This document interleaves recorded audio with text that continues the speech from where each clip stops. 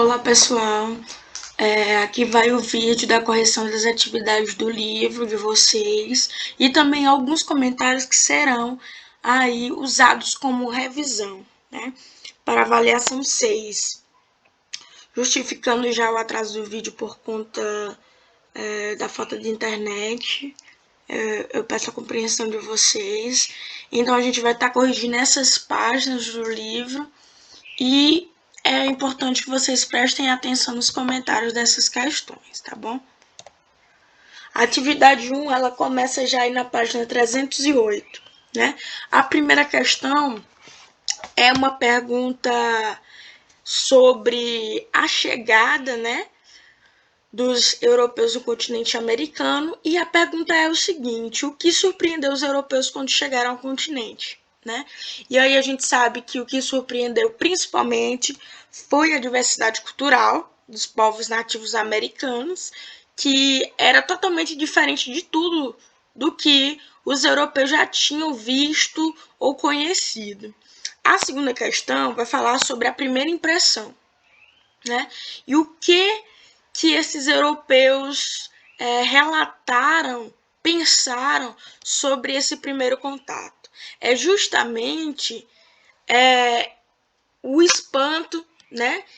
E também eles definiam esses nativos como selvagens e incivilizados, principalmente por não se vestirem, não agirem como eles, tá bom?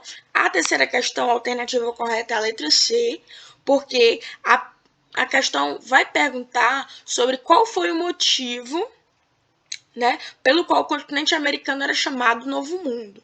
E é justamente porque o continente americano era uma novidade para os europeus, principalmente aí no período das grandes navegações. Aí a gente vai entender um pouco sobre a lógica das grandes navegações e também um pouco sobre o mercantilismo. A gente sabe que quando os estados europeus eles são formados, né,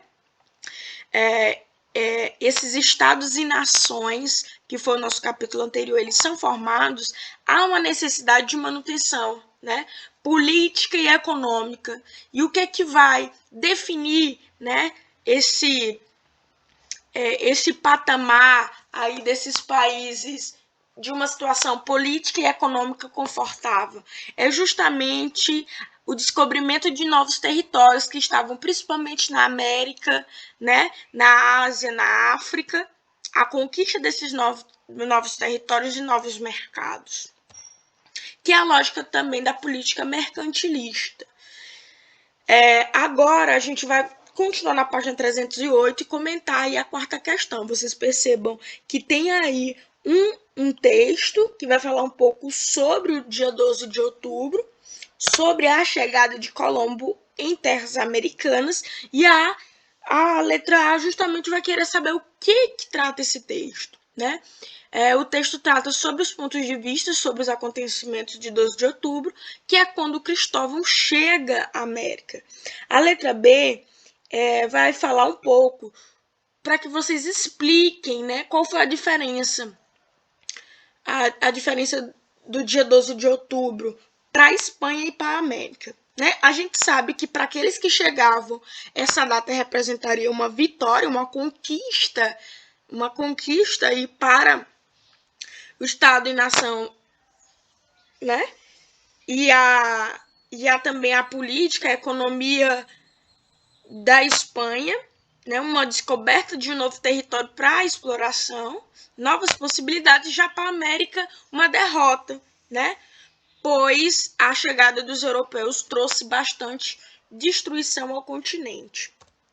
Vamos agora para a página 309, e na página 309, a quinta questão vai falar um pouco sobre esse primeiro contato.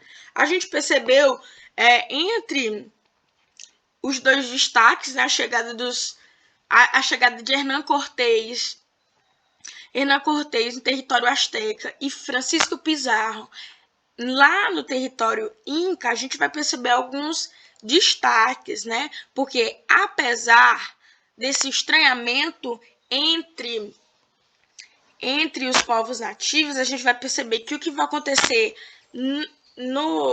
na civilização asteca vai ser algo diferente, né? Porque esse primeiro contato ele vai ser amistoso, né? Tão tal que eles vão até se apresentarem ali para os espanhóis, né? Mostrando hospitalidade, apresentando seu monarca, né? Então, esse primeiro contato, né? Apesar de ser totalmente um encontro entre dois mundos, um contato totalmente que geraria surpresa, porque era um contato com civilizações distintas, né? O detalhe importante dos astecas é esse. Porém, esse primeiro contato ele não durou por muito tempo, né? A gente sabe que o Império Azteca ele vai receber grandes investidas, né, para sua destruição, o que a gente conseguiu acompanhar durante nossas aulas, né? Que foram realmente as terras astecas foram devastadas pelos espanhóis, liderados ali por Hernán Cortés. A sexta vai dar para vocês um texto falando justamente sobre a conquista do México, né, e as tropas de Hernán Cortés, e a letra A vai perguntar, de acordo com o texto, quem eram os povos aliados aos espanhóis durante a conquista? A gente sabe que teve uma boa parte do povo asteca, né, que conseguiram ali se conciliar com os objetivos dos espanhóis, né? E eram alguns povos do México que não aceitavam aí o domínio do imperador asteca. Então esses se juntaram, né, com os espanhóis nas tentativas de destruição do Império Azteca. Letra B. Além da ajuda desses aliados, o que mais contribuiu para a destruição? A gente viu alguns pontos importantes, né? Que foi justamente porque os espanhóis eles tinham um uso bélico, né, muito avançado em relação às invenções de luta dos nativos, e outra arma muito devastadora que foi justamente as epidemias, né? Que a gente vai ver aí na letra C, que era principalmente a varíola, uma simples gripe, né? O sarampo, que foram aí doenças que realmente dizimaram várias pessoas. Aí vocês, na letra C, podem eu coloquei como resposta pessoal, eu espero que vocês tenham respondido, né? Que vai falar um pouco sobre como é que essas doenças dizimaram esses povos, né? Porque a gente vê, da mesma forma que a gente presencia nesse momento essa pandemia do coronavírus, que tem devastado também a população, não só brasileira, mas uma população mundial, a gente vê, né, que por mais que muitos falem que é só uma gripezinha, né? Mas vocês vejam aí o poder que há, né, entre o contato humano com uma doença, né? Então, a letra C, vocês estarão comentando aí sobre essa arma, né, que dizimou vários nativos no continente americano. Vamos agora para a atividade 2, né, que está na página 312. Vocês já vão perceber aí novamente um texto. É importante que vocês criem esse hábito de leitura e interpretação. E na letra A, o texto vai falar um pouco sobre a chegada de Francisco Pizarro, né? E aí a letra vai perguntar o que se trata o texto, né? O texto vai relatar principalmente a emboscada feita por Pizarro para capturar o imperador Inca, né? E na letra B, a pergunta vai se referir sobre de que modo os incas eles reagiram a essa atitude. A gente vai perceber na resistência dos incas, né? Eles vão lutar, né, todas as vezes contra os espanhóis. E a gente vai ver que apesar dessa grande luta, a gente vai perceber que muitos nativos perderam a vida, né, nessa disputa pela sua terra, pelo seu território, né? Na segunda questão vai ser para que vocês completem, né, os espaços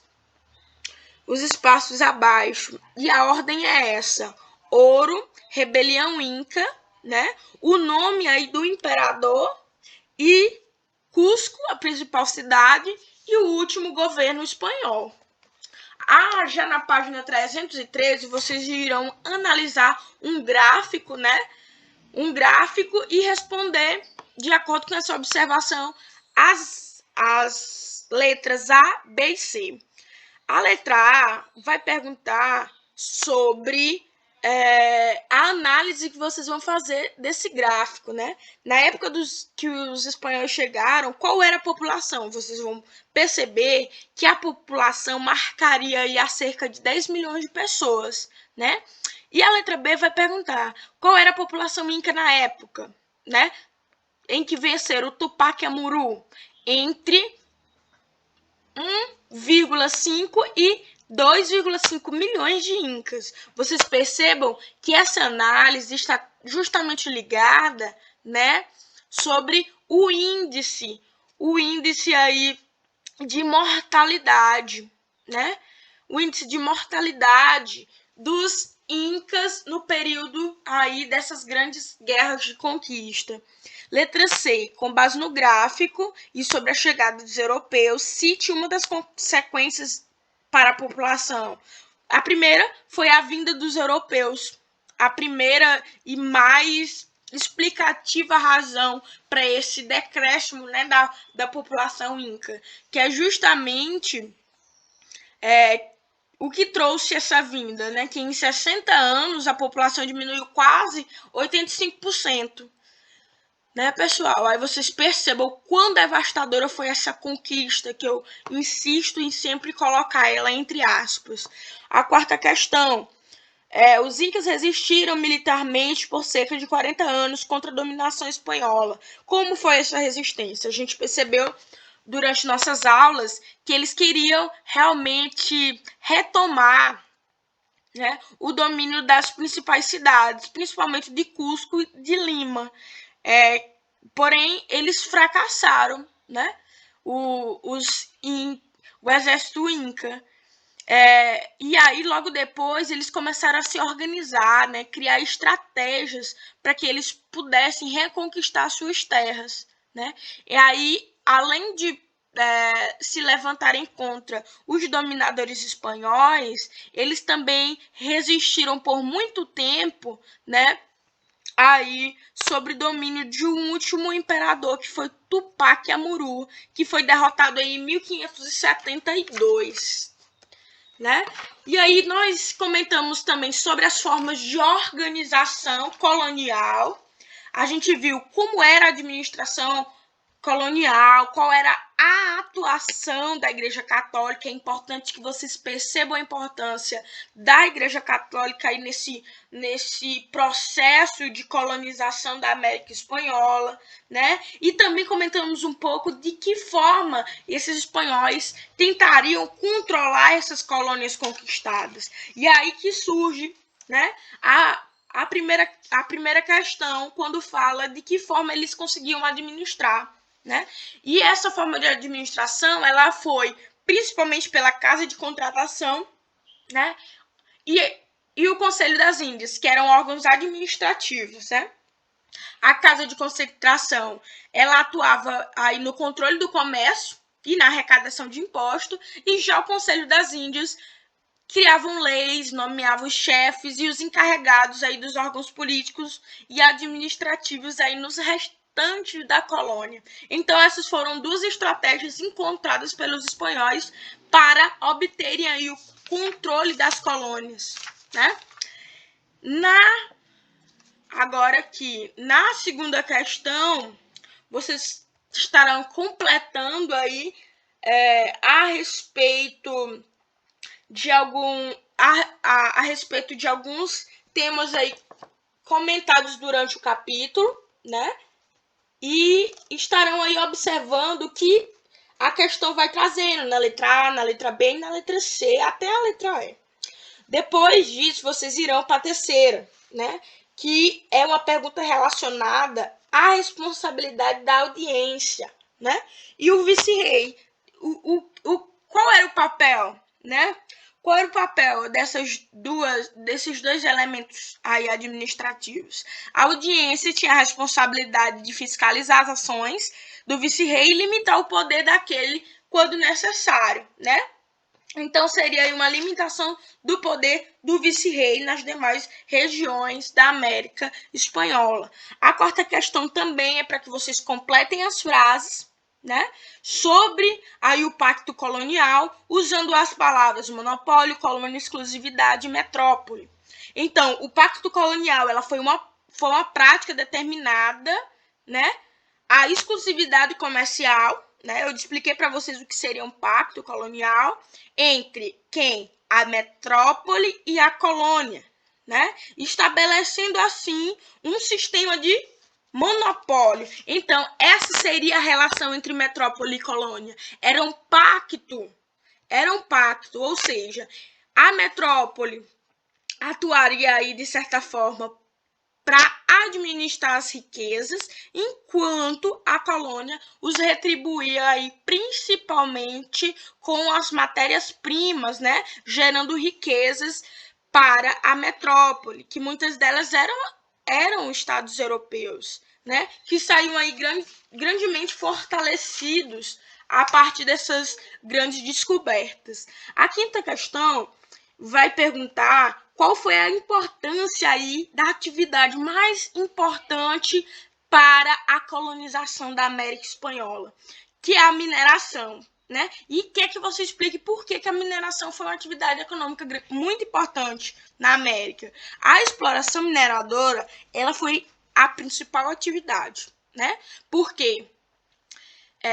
Seria uma das mais eficazes formas aí de medir as riquezas de um reino naquela época, né? A gente sabe que tinha outras atividades como a agricultura, né? Alguns produtos, tecidos, porém, o que traria mais riqueza naquela época seria a extração do ouro. A sexta questão vai perguntar o que era encomenda, né? Que era a relação aí entre os colonizadores e os indígenas. A gente vai perceber que a encomenda era quase uma instituição em que o rei ele encomendava e capturava o indígena, sabendo que existia um indígena que ele era aí o intermediário, né? Ele era aquele negociador que ia negociar aí os corpos indígenas para os europeus, principalmente para que eles trabalhassem, né, na agricultura e também nas minas de ouro, fazendo a extração de ouro. E em troca, né, dessa prestação de serviços, entre aspas, eles teriam a alimentação, vestuário e a educação cristã, sabendo que a alimentação, vestuário e a educação cristã nos mostra aí também um pouco dessa dominação cultural europeia sobre aí a tradição indígena. Então, a gente corrigiu a atividade e eu colocarei um vídeo bem curto, aí explorando aí os principais tópicos para nossa avaliação.